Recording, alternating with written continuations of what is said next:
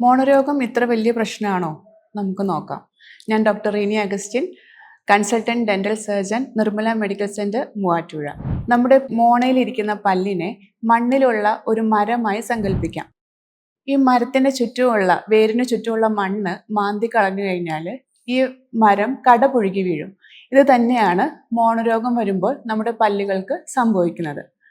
നമുക്ക് മോണരോഗമുണ്ടോ എന്ന് എങ്ങനെ നമുക്ക് മനസ്സിലാക്കാം?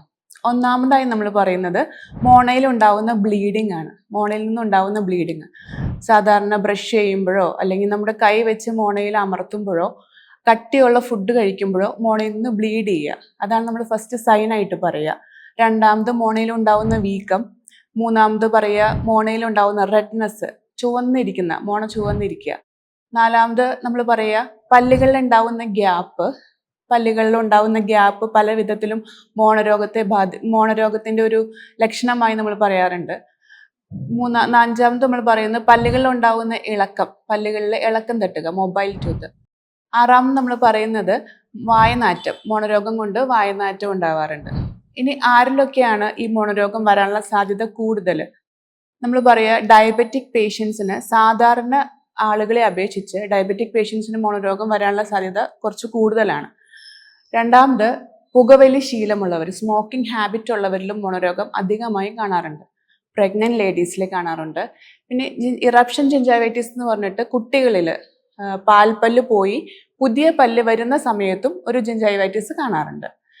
ഈ മോണരോഗം നമ്മൾക്ക് എങ്ങനെ മാറ്റി നിർത്താം, അല്ലെങ്കിൽ മോണരോഗം വരാതിരിക്കാൻ നമുക്ക് എന്തെല്ലാം കാര്യങ്ങൾ ചെയ്യാം? മെയിനായിട്ട് നമ്മൾ പറയുക പ്രോപ്പർ ഓറൽ ഹൈജീൻ്റെ കുറവ് കൊണ്ട് തന്നെയാണ് മോണരോഗം വരിക. അപ്പം പ്രോപ്പർ ബ്രഷിംഗ് ടെക്നിക്ക് യൂസ് ചെയ്യുക, 2 നേരം ബ്രഷ് ചെയ്യുക, വായ എപ്പോഴും വൃത്തിയായി വെക്കുക, ഇതൊക്കെയാണ് മെയിനായിട്ട് പറയുക. പിന്നീട് നമുക്ക് ചെയ്യാൻ പറ്റുന്നത് സ്കെയിലിംഗ്, ഡെന്റൽ ക്ലീനിങ് അഥവാ സ്കെയിലിംഗ്. ഒരു ഡെന്റിസ്റ്റിൻ്റെ അടുത്ത് വന്ന് 6 മാസത്തിലൊരിക്കൽ നമുക്ക് മോണരോഗം ഉണ്ടാക്കുന്ന ബാക്ടീരിയനെ റിമൂവ് ചെയ്യുന്ന, അതല്ലെങ്കിൽ കാൽക്കുലസ് എന്ന് പറഞ്ഞ് അടിഞ്ഞുകൂടിയിരിക്കുന്ന ബാക്ടീരിയനെ റിമൂവ് ചെയ്യുന്ന പ്രൊസീജിയറാണ് നമുക്ക് ഡെന്റൽ സ്കെയിലിംഗ് അല്ലെങ്കിൽ ഡെന്റൽ ക്ലീനിങ് എന്ന് പറയുക.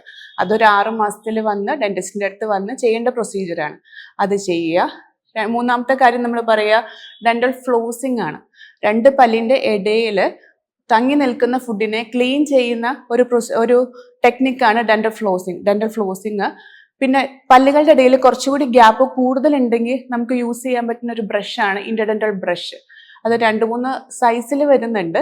നമുക്ക് ഏതാണോ അനുയോജ്യം എന്ന് കണ്ടുപിടിച്ച് ഇന്റർഡെന്റൽ ബ്രഷ് യൂസ് ചെയ്ത് 2 പല്ലിന്റെ ഇടയിലുള്ള തങ്ങിയിരിക്കുന്ന ഫുഡുകളെല്ലാം മാറ്റാൻ ശ്രമിക്കുക. പിന്നീട് നമ്മൾ പറയുക വാട്ടർ ഫ്ലോസിംഗ് ആണ്. വാട്ടർ ഫ്ലോസിംഗ് വഴി വായ നമുക്ക് നന്നായി ശുചിയാക്കി വെക്കാൻ പറ്റും. ഇത്രയും കാര്യങ്ങളെല്ലാം ശ്രദ്ധിച്ച് നമുക്ക് മോണരോഗത്തെ അകറ്റി നിർത്താൻ ശ്രമിക്കാം. Thank you.